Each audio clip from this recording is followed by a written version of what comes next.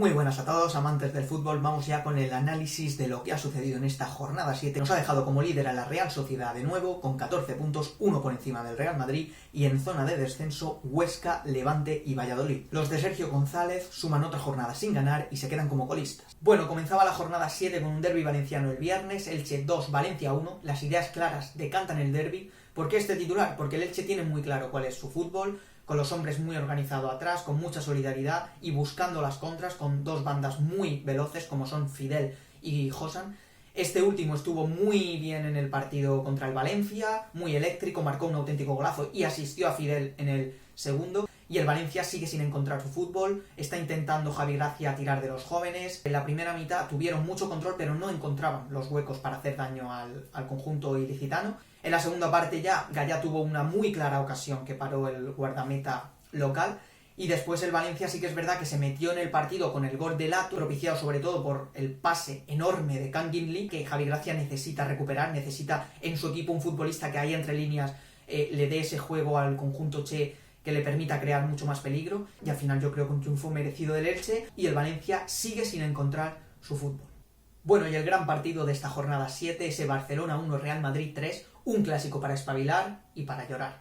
¿Por qué? Pues porque Real Madrid necesitaba una victoria de categoría, necesitaba dar una muy buena imagen después de la lamentable que había dado contra Cádiz y contra Shakhtar Donetsk, y yo creo que a los futbolistas del Real Madrid les han motivado muchísimo más este partido, y mostraron muchísima más intensidad, actitud, y al final eso se reflejó en el resultado. En el lado del Barça, Koeman volvió a instalarse después del partido en ese discurso que nos recuerda mucho a Mourinho, de quejándose de los árbitros, ya no solo por el penalti de Ramos, sino también del partido contra el Getafe, incluso contra el Sevilla. Volvió a acusar al VAR de entrar siempre en contra del Barça, y yo creo que no le conviene para nada al equipo azulgrana que su entrenador se ponga a criticar a los árbitros en vez de hablar de cómo el Madrid desactivó el juego del Barça y cómo al final terminaron perdiendo el partido, que no fue por culpa de los árbitros. Comenzó el partido con una presión moderada de ambos equipos. Es verdad que no vimos una intensidad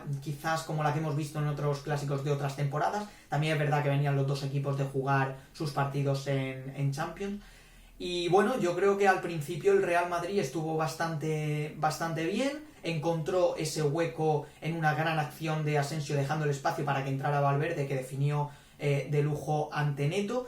Y luego el Barça es verdad que aprovechó esa arma que siempre le funciona muy bien con la entrada de Jordi Alba al espacio, pase de la muerte para Fati, 1-1, parecía que el partido volvía a igualarse, y luego realmente el Real Madrid sufrió, porque una vez que se lesionó Nacho, que estaba haciendo un buen partido, es verdad que Lucas Vázquez tuvo ahí dos despistes que pudieron propiciar el gol del conjunto azulgrana en una acción de Alba y también luego de Coutinho, pero tras eso después llegó el penalti, un penalti yo creo que muy claro porque el agarrón es evidente. Es verdad que hay un forcejeo previo, pero luego el agarrón en esta época de VAR se tiene que pitar porque fue un agarrón muy claro del inglés. Ramos marcó el penalti y ya el Madrid se refugió atrás muy bien organizado, y el Barça ya pues se volcó obviamente, fue metiendo Koeman cada vez a más futbolistas ofensivos y desarbolando la parte de atrás. El Madrid tuvo muchísimas ocasiones a la contra para sentenciar el partido, no lo consiguió hasta que llegó Modric con esa gran jugada en la que bailó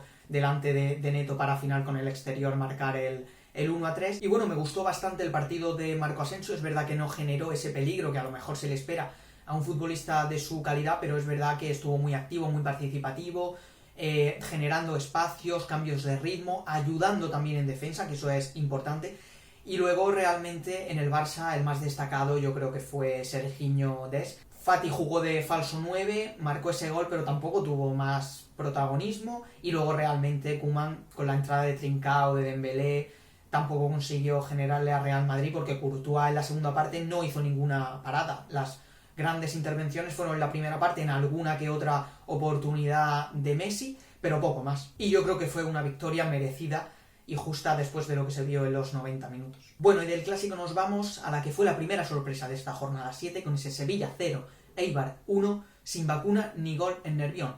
Al Sevilla le afectó el virus europeo de haber jugado Champions entre semanas, le ha pasado a otros equipos que también han tenido partidos este fin de semana y han perdido. Metió alguna rotación con Baslik en portería, con Óscar y con En-Nesyri en punta, pero al equipo sevillista le está faltando de nuevo el gol, algo que empieza a ser ya preocupante, porque es verdad que compite muy bien contra cualquier equipo, pero esa falta de gol le está haciendo perder muchos puntos, en este caso en su propia casa, contra un Eibar que, bueno, jugó Bryan Gil de media punta y como acostumbra el equipo de Mendilibar, con las líneas muy adelantadas, incomodando mucho el juego del Sevilla, que sí que es verdad que tuvo la posesión en la primera mitad, pero no terminó de encontrarse cómodo con su juego, generó alguna ocasión de peligro, sobre todo en las botas de Munir, que se topó una y otra vez con Mitrovic, y en la segunda mitad, ya con el Eibar que se había adelantado en el marcador antes de que llegara el descanso con ese gol de Quique, pues se encerró totalmente atrás, el Sevilla se volcó arriba en busca del empate, tuvo ocasiones claras, después entró Campos, entró también Luke de Jong, entró Carlos Fernández, que tuvo también un muy buen cabezazo, pero al final Mitrovic estuvo muy bien en todas las intervenciones que tuvo, resistió el conjunto armero atrás y se llevó una importante victoria. Bien, y en el último partido del sábado por la noche, Atlético de Madrid 2, Betis 0, a medias en el Fortín Wanda. ¿Por qué? Pues porque a los de Pellegrini le está pasando lo mismo que a los de Lopetegui, que no terminan de encontrar goles, a pesar de tener tres buenos delanteros como son Borja Iglesias, Loren y Sanabria. Jugó este último en punta, pero no tuvo prácticamente ninguna oportunidad de gol, porque el Atlético estuvo muy fuerte en defensa. Oblak no tuvo prácticamente que intervenir. En la primera mitad es verdad que el Atlético estuvo muy encerrado atrás, le dio el balón al Betis, que empezó a combinar bien con Fekir, con Canales, encontrando bastante profundidad en la banda de Tello, pero la única ocasión clara fue de William Carvalho, un cabezazo que detuvo muy atento Oblak, y poco más realmente. En la segunda mitad es verdad que el Atlético de Madrid salió con mucha más ambición, de ahí llegó el buen gol de Marcos Llorente en una gran acción personal con esa potencia que tiene el exmadridista, y luego pues bueno, el Atlético se encerró atrás intentando buscar también las contras para matar el partido. El Betis metió cada vez más delanteros, pero no encontraba prácticamente ninguna oportunidad. Expulsaron a Montoya en una acción que fue revisada por el VAR, yo creo que fue roja bastante clara porque se quedaba solo ya Carrasco ante Claudio Bravo, y el portero ex azulgrana pues mantuvo a su equipo, tuvo muy buenas paradas para evitar el segundo gol del Atlético, pero al final llegó el tanto de Suárez y con eso sentenció. Bueno, y de la parte alta de la tabla nos vamos a la zona más baja con ese Valladolid 0, Alavés 2, alerta roja en Pucela.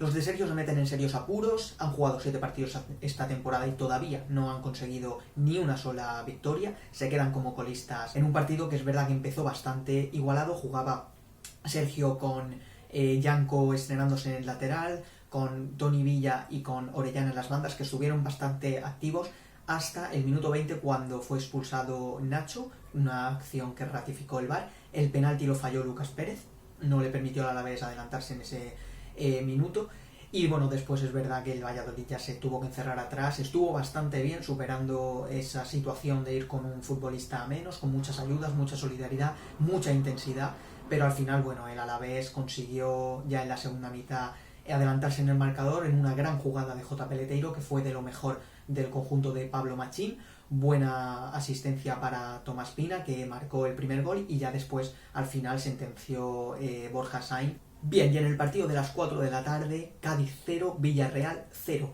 El liderato impone. Cualquiera de estos dos equipos, si conseguía los 3 puntos, se ponía el líder de la Liga Santander, pero el partido terminó con un punto para cada uno y sin goles. Álvaro Cervera repetía 11 que ya había ganado el Real Madrid. En el lado de Emery ponía de titular a Cubo junto al Alcácer. Y bueno, el partido la verdad es que prácticamente el balón fue para el Villarreal, pero no encontraba esa profundidad, esos huecos, ni siquiera en la figura de un futbolista con la clase que tiene Takefusa Kubo, y al final, bueno, Álvaro Negredo marcó un gol en la primera mitad que fue anulado por el VAR, no tuvo muchas más ocasiones el Cádiz, tampoco tuvo más ocasiones el Villarreal, fruto de ese buen trabajo del conjunto andaluz atrás, con un marcaje muy agresivo y sin dejar prácticamente ningún espacio. Luego Emery quitó un centrocampista, metió tanto a Vaca como a Samu Chukwueze, pero siguió sin encontrar esa profundidad. Alguna ocasión tuvo Pedraza por la banda izquierda, pero se defendía muy bien el conjunto de Álvaro Cervera y el partido sin goles. Bien, y nos vamos al partido más peleado, más aguerrido y más disputado de esta jornada 7, Getafe 0, Granada 1. Los nazaríes se llevan la batalla del Coliseum. Fue una auténtica guerra, además el tiempo no acompañaba con esa lluvia incesante que estaba cayendo sobre el estadio azulón. Hubo más de 400 pérdidas de pelota, fruto de esas interrupciones constantes en el terreno de juego, muchísimas faltas, más de 40, y el Granada solamente necesitó 88 pases, el dato es interesante, para llevarse estos 3 puntos importantes. Diego Martínez metía 4 novedades respecto al partido de Europa League que habían jugado, por cierto, con muy buen resultado, un excelente partido contra el PSV, y en el técnico Bordalás el mismo 11 que había ganado al Barça.